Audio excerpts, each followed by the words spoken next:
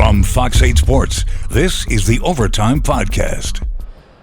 From Super Bowl Radio Row down here at the Convention Center, this is the Fox 8 Overtime Podcast. I am your host, Sean Fazende, riding shotgun as he does each and every podcast. Is Andre Johnson. Junior. Do not forget the Junior is very important to remember the JR at the end of the name. Before we get into today's podcast, be sure to like, share, rate, review. If you are watching us on YouTube, hit that subscribe button, get the bell notification. But when we drop that fire content, it is... What day is today? It's Thursday. It's been a long week. It is Thursday here. Super Bowl week. It has been action-packed from day one. Andre, how you feeling? I'm feeling good, just walking around Media Row. I feel like a fan, just seeing a lot of people who I watched growing up, so it's really cool. Yeah, we just saw Cam Newton. I saw Drew earlier, so it's been a lot of players here today. And speaking of players, we have one right here in Saints wide receiver Bub Means. Bub, first off, welcome to the show. Thanks for joining us. Appreciate y'all for having me so much. I appreciate this. So, Bub, why don't we get started with this? Your rookie year has now come and gone. I know we talked to you in training camp out in L.A. You had an eagerness about you to want to, contribute, get on the field, do whatever you can. Yeah. Now that you've had kind of some time to process your first year in the NFL, what kind of stands out about it? First and foremost, the season was a blessing. I appreciate everything that I went through, but it was a long season. Yeah. It felt like I was playing football from last December, like no break, straight from season to combine training to rookie minicamp, OTAs, minicamp to training camp. Man, it's just been a long season. I'm glad it's over. Yeah. I'm glad I finally get an off season, a few days to rest, but I enjoyed it. So what did you do to kind of decompress? 'Cause, everyone says that, by the way. Like, that rookie year is the longest year ever because it starts so early. Yeah. And you guys aren't used to playing that many games, at least at that level of intensity. What did you do to decompress when the season ended?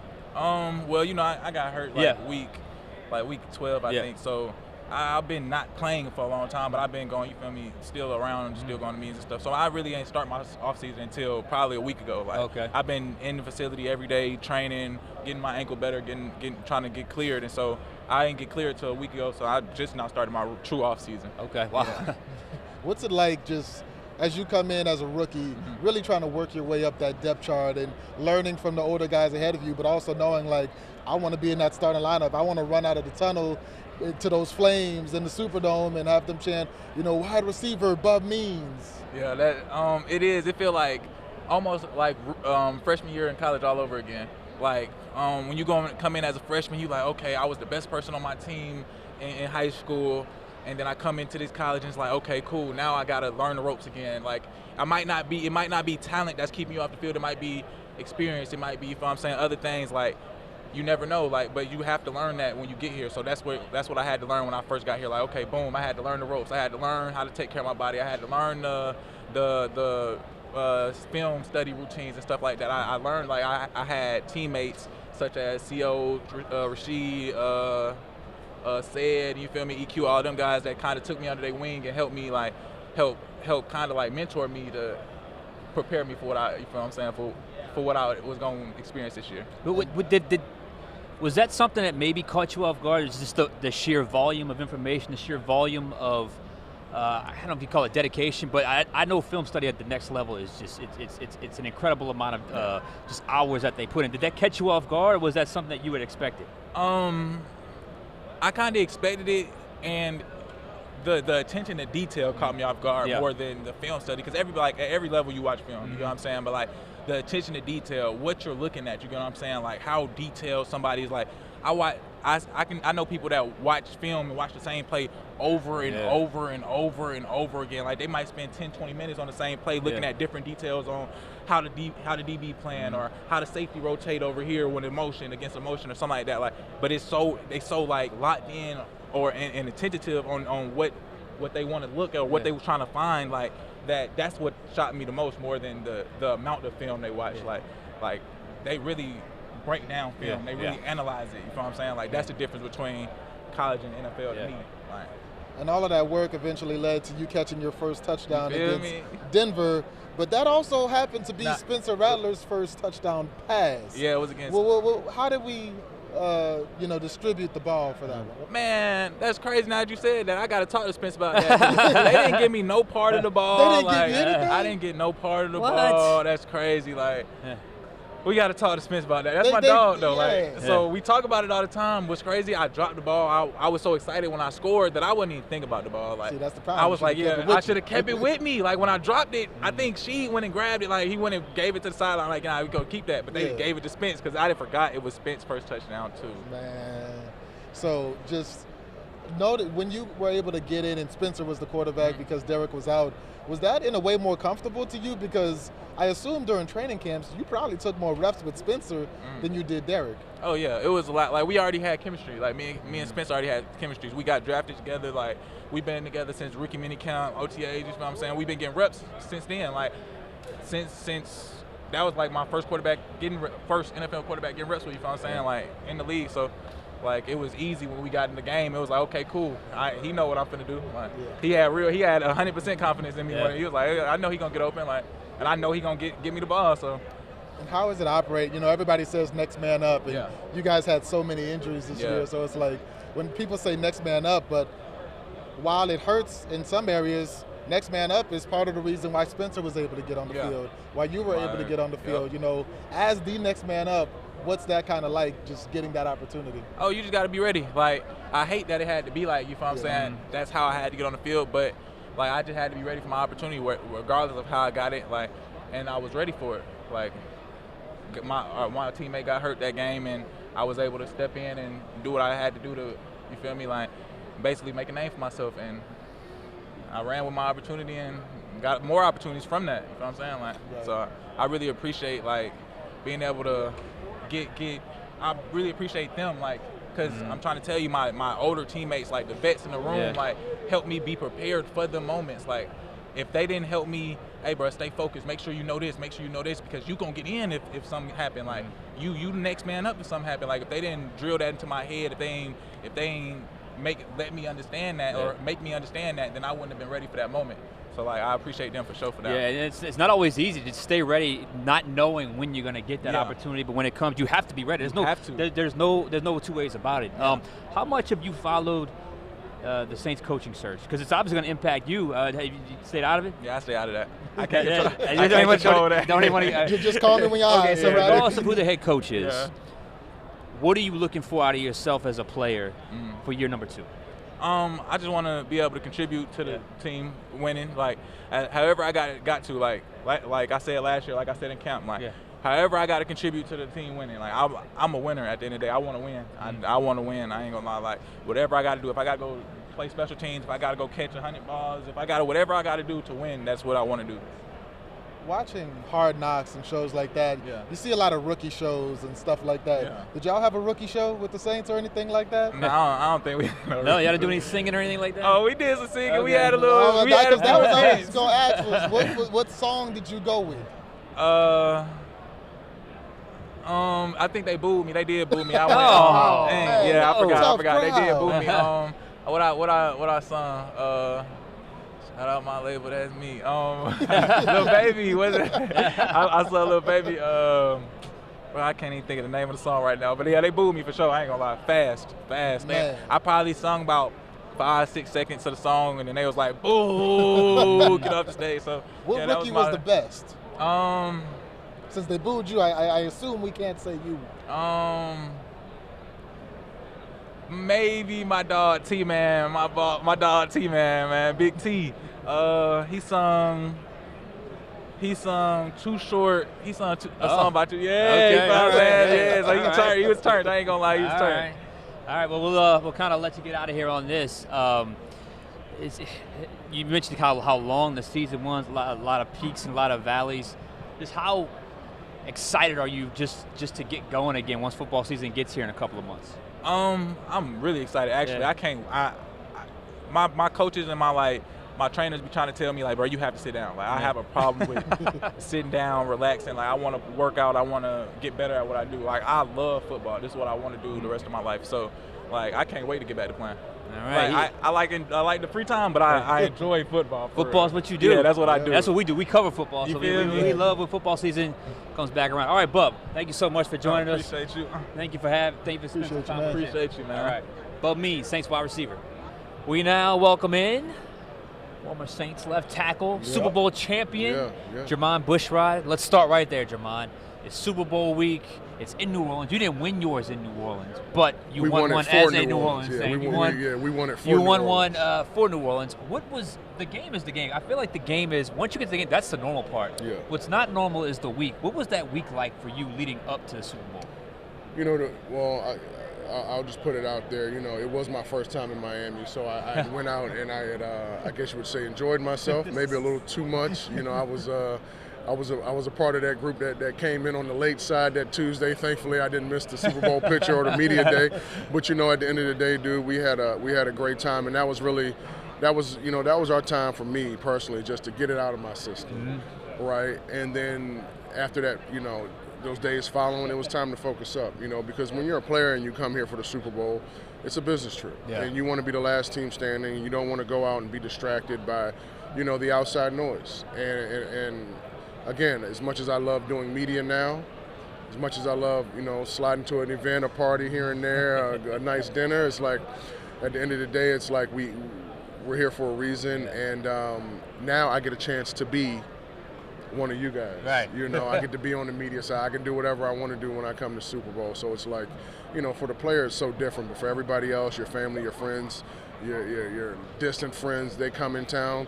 It's a party for them. It's a celebration. I was explaining to them because they weren't covering it. I was there covering it. It was the strangest combination. I worked harder than I ever worked in my life, but I also played harder than I ever played in my life. It was such a bizarre week. I'm gonna give you a little insight to that Saints team. Now we partied hard. That was a party group. I remember seeing everyone out and about during the season that year. Work hard, it play hard. It was work hard, and boy, did we embody that down here in New Orleans. Andre, what you got, man? So just walking around New Orleans, I've seen so many former Saints: Drew Brees, Deuce McAllister, Roman Harper, Marcus Colston. I assume a lot of you guys don't really get to see each other on the norm. So what's it like just being around so many former teammates and brothers? Well, you know, when you have that bond of a Super Bowl, you know, it's something that you can't take away, you know, from that group of players. And you know, we don't get a chance to see each other often, maybe once, twice a year, you know, when you have alumni weekends, legend weekends for the team. So you get to come back, you get to see guys. But then this is unique because, you know, when are we going to get a Super Bowl in New Orleans again? 15 years? Think about it. Yeah. Right. Hopefully, right? So it's like all these teams and all these cities are upgrading their stadiums, so they want to host a Super Bowl. They want this festivity. They want the money. They want the money to come in. They want to bring in the tourism. But nobody does it, in my opinion, like New Orleans. And obviously I haven't been around every Super Bowl, but that's just what I hear from the experts, from the people who are here year in and year out, like the infrastructure in the city.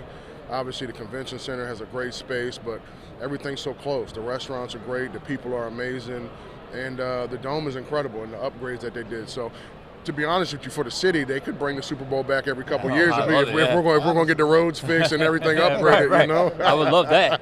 I've seen a lot of it. Just what you guys' Super Bowl did for this city, a city who had never seen anything like that before. Yeah. Did you know in the moment that it was going to have such an impact, not just that year, but for years to come? Absolutely, because we felt it during the season. You know, like that's one of our biggest motivating factors. You know, behind you know the Lord, our families, and our football circle. It's like that city was right there, you know, for the whole way. They were cheering us on. They were making that dome an incredible environment for us to play in, but a tough environment for our opposing teams that would come in. So, nah, man, the city really leaned on us. We leaned on them. You know, they gave us energy, you know, and especially coming down here and being drafted to a place that was still in its rebuild from Katrina. And so, you know, I'd understood the history of what the Saints did for the city, bringing that energy, bringing that life back into the city. You know, we were a beacon of hope. Yeah. And that's important for us, you know, to get your behind out of bed every single day. This game, that season, that era, that time frame, it was bigger than ball. Correct me if I'm wrong, but you didn't start that season as a starter. Didn't Jamal get hurt that year? Yeah, it's funny, man. I just seen Jamal. Jamal's here walking around. Yeah, he is, and it's like such an incredible story, right? But like going into that season, I was pretty much in the same predicament, or not predicament, but situation that I was in 2 years prior. Yeah. Backup left tackle, we were healthy. Unfortunately, unlike our team now, like we can't keep starters on the field, which I believe will change. Yeah. But for us, we were healthy. Jamal didn't get hurt, and when he did get hurt, Streif came in. He was an extremely good backup player then, and then obviously turned into a long-time starter. So it was the same deal, and it's crazy because, August 19th, the day that was the day that Jamal had got hurt. Yeah. That was my birthday, so it was like kind of wild in Houston to get that start against Mario Williams, and then kind of just to see how that whole year unfolded was a very special thing to me, for me. That was a crazy year. I mean, 13-0. It was insane. Just for the audience, we do our Fox 8 Live tailgate show now. And the audience has become accustomed to it. That started that year because y'all kept winning and winning and winning, so we just kept doing these pregame shows because y'all kept winning the games all on Fox. Well, it was like it's superstition, Right. Like, if I eat something and I have a good game, I'm eating that next week and see if it's still working. If I change my routine, that's why I think I was so strict on my routine. It was just because, damn, it worked. Right. Like, I feel like it really worked, so I'm going to continue to keep doing it, because if it brings me success on the field, so it's weird. I'm kind of weird like that. You ate the same meal all that year, then, basically. Yeah, honestly, most of my career, to be honest with you. What was the meal, out of curiosity? So my pregame meal would consist of a fresh-made Belgian waffle. Okay. I don't want the one that's sitting out. Right. I'm not bougie or picky, but it's just Make it fresh. that's my preference. Like if you're gonna do it, do it. Steak, 3 eggs, a little bit of fruit. That was it. That's it. Every pregame meal. Yeah, we had Marcus on the show yesterday, Marcus Colston. Yeah. And he said the one that got away was 2011. You feel that way? Absolutely. That was the best team in my opinion. Are you kidding me? Like, go down the starting offense. Our offensive line was really good, right? Obviously you had Drew playing at an unbelievable level. You had Sproles, you had Pierre, right? You had Mark, you had Jimmy Graham, you had Marcus Colston, you had Lance Moore, you had Devery Henderson, you had Robert Meacham. Do I need to go on? Like, I know I'm missing somebody, and I hate that I'm missing somebody, but like, how did y'all lose? How did y'all lose? Yeah, I'm still baffled as well, trying to figure out how we did that. Like a play. The offense was like perfect choreography. So it was unbelievable. It was incredible. Yeah. Like, we couldn't be stopped. Yeah. And as good as our offense was that year, we had to face one of the best defenses in the league, or ever, that year. That 49ers defense didn't let up a rushing touchdown till week 16 or 17. Wow. So when I tell you that group we played was special. Yeah. So, that was an incredible and exciting game that we had played in San Francisco. Because our record was 13-3, and we didn't even host all the way through. Are you kidding me? So that was such a great year for the NFC, but just for those two, we were two juggernauts, offensively the best, defensively the best, and, something's got to give. Unfortunately, we weren't able to hold on to the end. We were very close.